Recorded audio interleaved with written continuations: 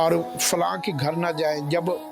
کون سے اوقات ایسے ہیں جب آپ کسی کے گھر جا سکتے ہیں۔ تو دوسروں کی لائف میں انٹرفیئر کرنا، اپنی حد کو نہ پہچاننا، اپنی حد کو پھیلانگ جانا، یہ بھی ہمارے درمیان میں زندگی میں ایک اختلافات کی بہت بڑی وجہ ہے۔ اب بیوی کے اپنا مزاج ہے، اپنی سوچ ہے، اپنی خواہشات ہے، اپنی پسند ناپسند ہیں، وہ کیسا پہنتی ہے، کیسا اس کو، تو اگر وہ خامد بیوی کی پسند ناپسند میں چھوٹی چھوٹی باتوں میں اختلافات کرنا شروع کر دے گا تو پھر وہ کرٹیسزم پیدا ہو جائے گی اور وہ اپنی حد کو کراس کرے گا۔ اور اسی طریقے سے خامد کی بھی اپنا لائف سٹائل ہے، اپنی سوچنے کا انداز ہے۔ تو یہ جو ہماری حد مقرر ہے نا، ہمارے ہاں اختلافات کی سب سے بڑی وجہ یہ ہوتی ہے کہ ہم اپنی حد کراس کر جاتے ہیں، ہم دوسروں کو اپنا غلام سمجھ لیتے ہیں، دوسروں کے بارے میں پوزیسو ہو جاتے ہیں، دوسروں کو ہم یہ چاہتے ہیں کہ جیسا ہم چاہ رہے ہیں نا وہ ویسے بن جائے، تو یوں ہم حد کو کراس کرتے ہیں۔ ایسے اللہ اور اللہ کے رسول کی نے ہمارے لیے جو حد مقرر کی ہیں تو ہم نے ان حدوں کو بھی کراس کر جاتے ہیں کہ اگر زندگی گزارنے کے جو فارمولے ہیں، صبح اٹھنا ہے،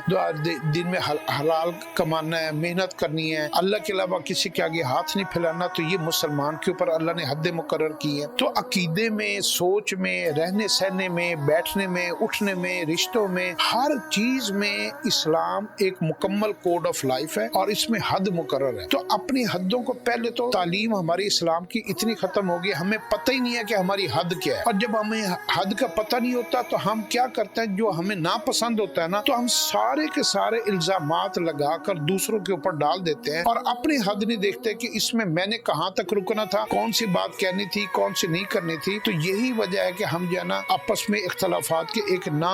ختم ہونے والی جو ہے نا وہ جنگ میں پڑ گئے۔ اپنی حدوں کو اسلام کے ذریعے پہچانیں۔ آج کل گوگل کا دور ہے، آپ اسلام میں جو ہے نا وہ ڈیفینیشنز اور لمیٹیشنز کو آپ سرچ کریں اور اسلام کے حدوں کے اندر رہیں، اور رشتوں کے حدوں کے اندر رہیں گے تو پھر آپ کو کبھی نقصان نہیں ہوگا۔